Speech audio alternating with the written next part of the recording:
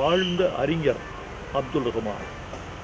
மரபு கவிதைகளிலும் புது கவிதைகளிலும் தன்னுடைய ஆழமான முத்திரையை பதித்தவர்.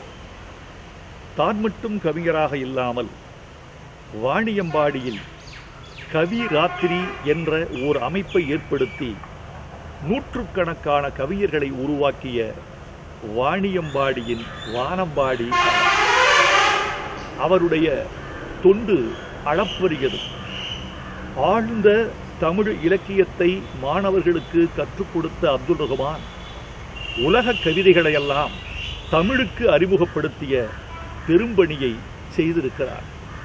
அவருடைய மொழிபெயர்ப்பு கவிதைகள் உலகத்தை தமிழுக்கு அழைத்து வந்தன. அவர் எழுதிய அழகான கவிதைகளெல்லாம் காலத்தால் அழிக்கப்பட முடியாதவை. 3 காண்டங்களால் செய்யப்பட்ட இளங்கோவடிகளின் சிலப்பதிகாரத்தை 4 வரிகளில் பாடி காட்டினார் அப்துல் ரஹ்மான். பால் நகையாள், வெண்முத்த பல் நகையாள், கண்ணகியாள், கால் நகையால் வாய் நகை போய் கழுத்து நகை இழந்த கதை என்று பாடினார் அப்துல் ரஹ்மான். அவருடைய இழப்பு ஈடு செய்யவே இயலாதது. யார் இறந்தாலும் ஈடு செய்ய முடியாத இழப்பு என்று சொல்வது தமிழர்களின் வழக்கமான இரங்கலாகிவிட்டது.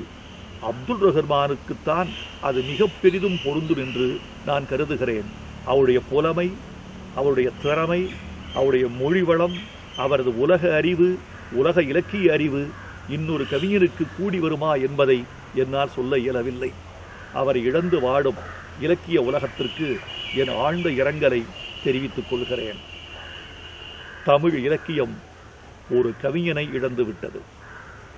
இஸ்லாமிய சமூகம் ஒரு மார்க்க அறிஞனை இழந்து விட்டது.